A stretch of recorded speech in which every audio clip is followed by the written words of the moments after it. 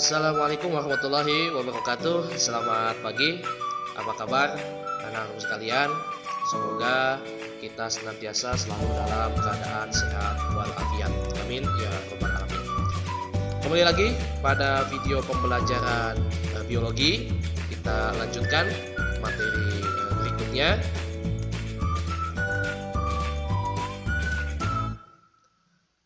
Pernahkah kalian terpikir bagaimana darah yang membawa oksigen itu dapat sampai ke seluruh sel atau jaringan pada tubuh yang membutuhkan? Ya, agar darah dapat sampai pada seluruh sel di tubuh kita, maka darah itu beredar melalui pembuluh darah dan dipompa oleh jantung sehingga darah dapat mengalir menjangkau semua sel yang ada pada tubuh kita. Poin berikutnya adalah B. Alat peredaran darah. Alat peredaran darah pada manusia itu terbagi menjadi dua, yaitu jantung dan pembuluh darah. Yang pertama, kita akan membahas mengenai jantung atau pulmo. Bagaimana bentuk daripada jantung?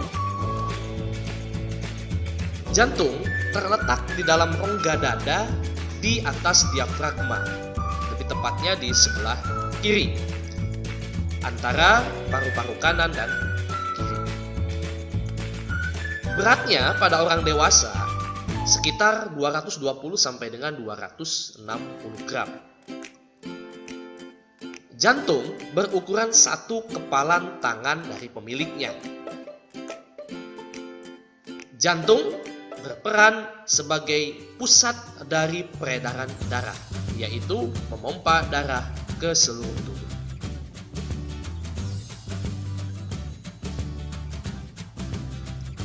Ini bagaimana posisi jantung di dalam tubuh kita, ya. Itu ada di tengah-tengah tapi agak ke kiri. Berada pada bagian sternum atau di bawah daripada tulang dada. Ya. Atau berada di atas daripada diafragma.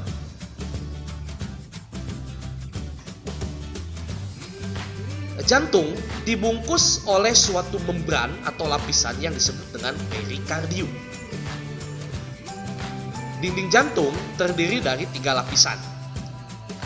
Lapisan paling luar disebut dengan epikardium yang tersusun dari lapisan mesotelium.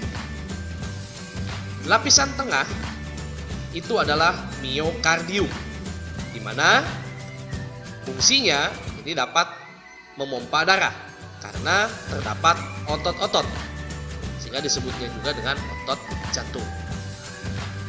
Lapisan paling dalam itu disebutnya endokardium, berfungsi untuk membatasi ruangan daripada jantung. Nah, ini gambar ya daripada lapisan jantung. Lapisan jantung ada endokardium paling dalamnya, miokardium otot-ototnya atau yang kita sebut dengan daging, dan epikardium yang merupakan membran pelindung daripada jantung.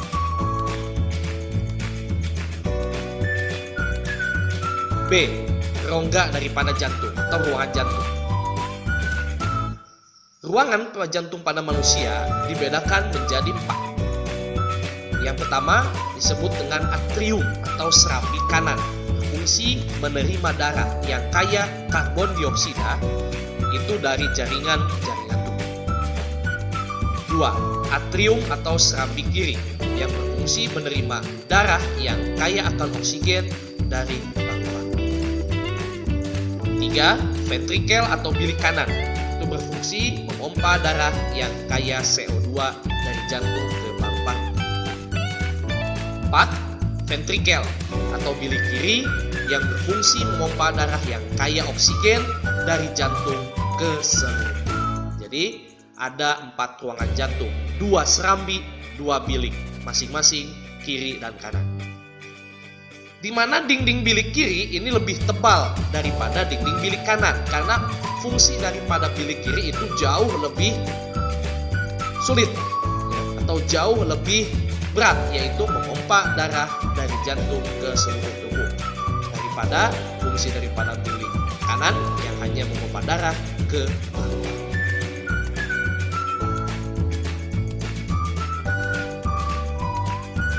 Selain memiliki 4 ruangan, jantung juga mempunyai 4 buah katup. Katup itu seperti klep, seperti keran kalau pada pipa, yang akan membuka dan menutup secara otomatis. Jadi gerakannya itu di luar kesadaran, ya, karena banyak tersusun daripada otot polos. Jadi tidak bisa kita kontrol gerakan daripada jantung, yang otomatis dapat menerima dan mengeluarkan darah.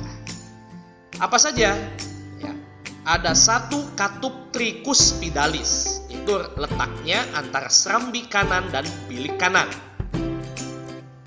Lalu ada 1 katup bicuspidalis yang terletak di antara serambi kiri dan bilik kiri, dan 2 katup pulmonal, itu di antara bilik kanan dan arteri pulmonalis.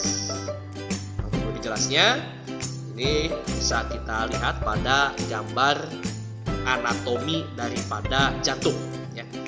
Nah, kita perhatikan di sini ada 2 ruangan, ya. Nah, ini 1, 2, ya, lalu ini 3 dan ada 4. Nah, ini adalah atrium atau serambi kanan, ya. Jadi sebelah sini ini kanan, walaupun di kita itu kelihatannya kiri, gitu ya, kalau menghadap ke posisi kalian.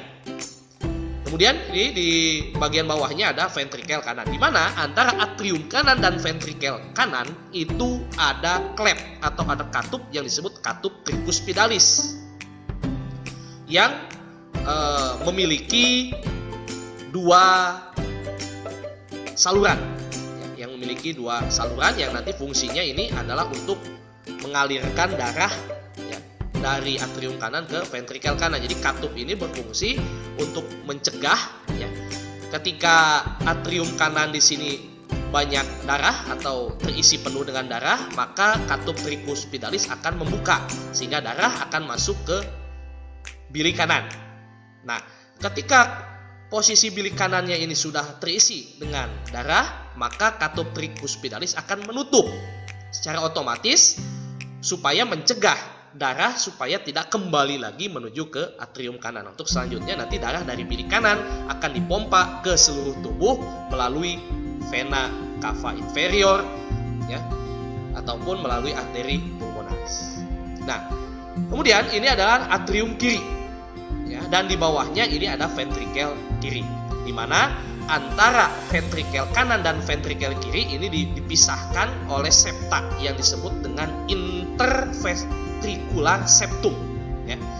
Nah, batas antara atrium kiri dan ataupun serambi kiri dengan bilik kiri itu dipisahkan oleh katup bicuspidalis, ya, di mana katup ini memiliki 2 saluran, ya, memiliki 2 saluran, yang mana ketika darah terisi penuh dengan di bagian serambi kiri, ya, maka klep ataupun katup pada bicuspidalis ini akan membuka dan darah akan masuk ke bilik kiri.